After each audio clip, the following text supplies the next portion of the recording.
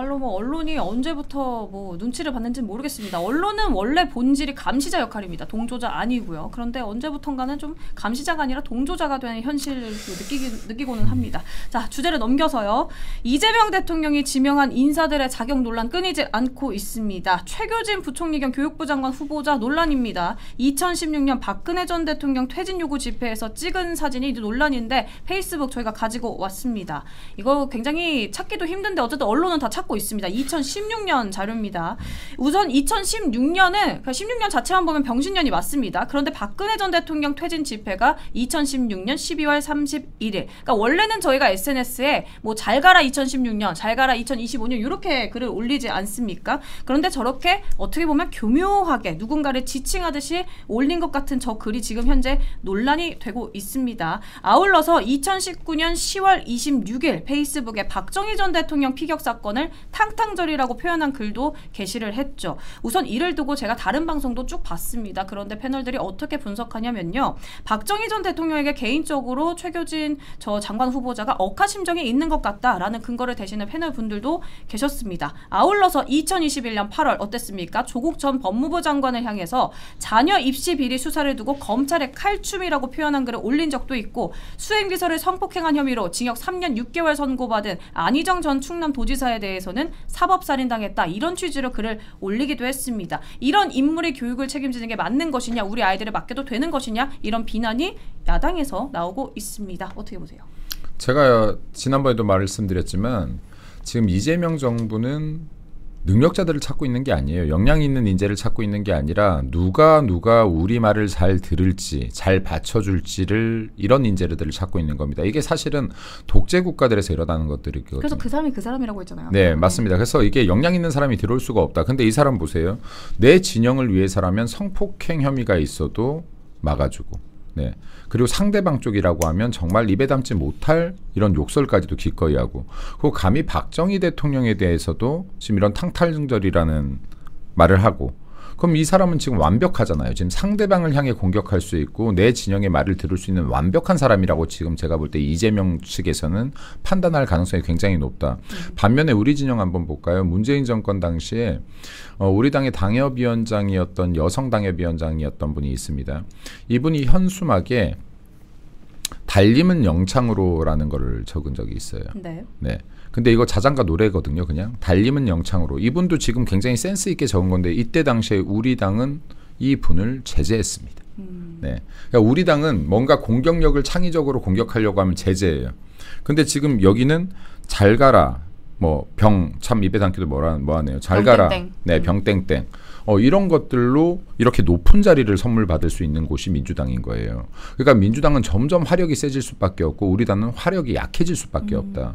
그러니까 이러한 구도도 바꿔내야 된다. 예를 들어서 우리 당도 정말로 과격한 어느 정도 공격을 하다가 이게 레거시 미디어에 의해서 막 이슈가 된다라고 했을 때 보호할 수도 있어야 되는 거예요. 잘했어.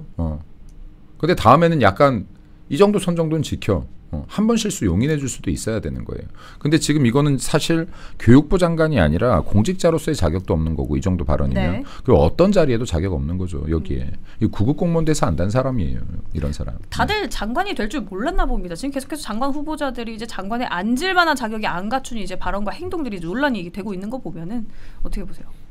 이재명 정부의 인사가 지금 갈수록 산 넘어 산입니다.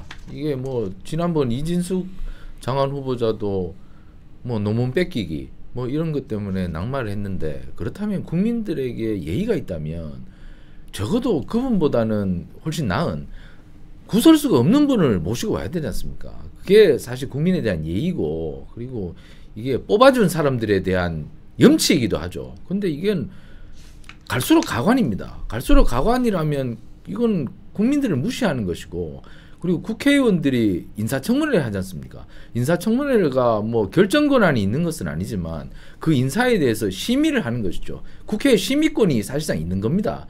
그를 통해서 국민들에게 제대로 된 후보를 검증하겠다는 것이 바로 국회 임무인데, 네. 그런 국회 임무도 저버려버리고 이런 분을 뽑겠다는 것은 이건 국민 무시, 국회 무시, 그러니까 뭐 모든 사람에 대한 모욕이라고 저는 볼 수밖에 없다고 생각합니다. 이게 이분은 교육자지 않습니까? 선생님입니다. 선생님. 선생님은 예전에 그림자도 밟지 말라고 했지 않습니까? 그건 뭡니까? 그 선생님이 워낙 고매하고 사실 도저히 따라갈 수 없는, 제자가 따라갈 수 없는 그런 위치에 올라 있기 때문에 선생님한테 그렇게 높은 위치를 부여하는 것인데, 그렇다면 선생님들 예전에 저희한테 그랬지 않습니까? 뭐 잘 되라. 그리고 선생님들이 고매한 인격을 갖고 사실 제자가 돈이 없으면 공납금도 내주고 그런 분들도 많았고 했는데, 이분은 언어의 수준부터 선생이 될 자격이 없죠. 뭐 그래도 대통령인데 대통령한테 병뭐라고 하는 그런 저지를 구사한다는 것은 네. 교사의 자격도 없는 거예요. 그 이분이 또 음주운전까지 했다는 그런 맞아요. 전력도 음주운전으로 있어요. 벌금 받았. 네. 그런 분이 벌금 어떻게 선생이 될 수 있는, 그 교단에 설 수 없는 거죠. 그런 분이 교단에 선다면 아이들에게 양심을 가지라고 할 수 있습니까? 저는 이런 것 자체도 정말 이재명 정부와 더불어민주당 정부의 수준을 보여주는 것이다. 네. 저는 이분 빨리 지명 처리하셔서 정말 우리나라가 더 이상 부끄럽지 않은 그런 모습 좀 보여줬으면 좋겠습니다. 지명 처리할까요? 지명 처리 안 할 것 같아요. 그리고 제가 기사를 지금 계속해서 보고 있는데, 우선 최규진 교육부 장관 후보자가 이제 기자들의 이제 입장을 듣기 위해서 그 조국 전 대표 옹호하는 글에 대해서 먼저 물었더니 이거에 대해서는 사죄를 한 것 같아요. 좀 과했다 이러면서 사죄를 한 것 같아요. 뭐 민심 때문인지 민심의 뭐 반란 때문인지. 그런데 지금 박정희 전 대통령 그 서거를 탕탕절로 표현하거나 아니면은 이제 뭐 천안함 관련 음모로 뭐 이런 거라든가 박근혜 전 대통령을 향한 그 논란에 대해서는 사실 뭐 개인적인 의견을 그때 별 생각 없이 했었던 가벼운 처신이다라고 했지 사과는 하지 않았어요. 그러니까 역사관이 잘못돼 있는 사람이고, 지금 이거는 그 진심이 아니죠. 사과든 잘못된 처신까지 인정한 거든 뭐든 진심이 아니다. 잘못된 역사관을 갖고 있고 잘못된 사상을 가지고 있는 사람이라고 봐야 되고, 이런 사람들이 교육부에 들어갔을 때 지금 교육 편향은 더 심해질 것이다.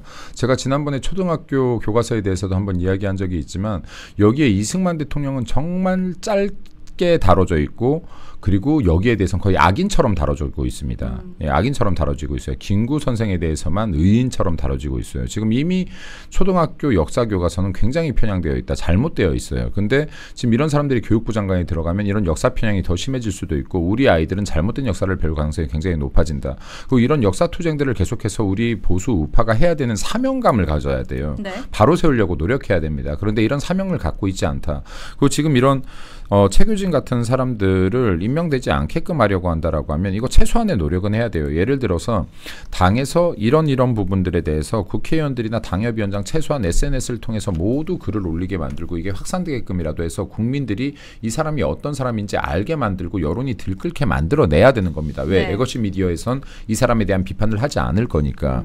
그럼 이러한 최소한의 노력들이 사실 2019년 20년도에는 있었어요. 예를 들어 우리에게 당협위원장들에게 이 카드 뉴스가 전달돼요. 이거 무조건 게시해야 됐습니다. 카드뉴스가 전달되면 게시를 했어야 돼요. 네. 자, 그럼 이런 것들이라도 해서 계속해서 여론에 알리려는 방법들을 모색해야 되는데, 지금 국민의힘은 모든 걸 손놓은 상황과 비슷하다. 싸우려는 의지조차 없는 것 같다라는 말씀도 드리고, 아마 내일 새로운 지도부가 탄생하면 그래도 전투적으로 좀 바뀌었으면 좋겠습니다. 전투 정당이 됐으면 좋겠습니다. 우선 최고위원 한 분은 전투적으로 되실 거니까요. 뭐 우선은 제가 진짜로 만약에 될 수 있다라고 하면 그래도 최소한 이 당내 문화를 좀 투쟁적이고 전투적으로 바꿔야 될 것 같고, 지금 투쟁만이 혁신이고 투쟁만이 살 길이다라는 거를 좀 계속 강조드리고 싶습니다.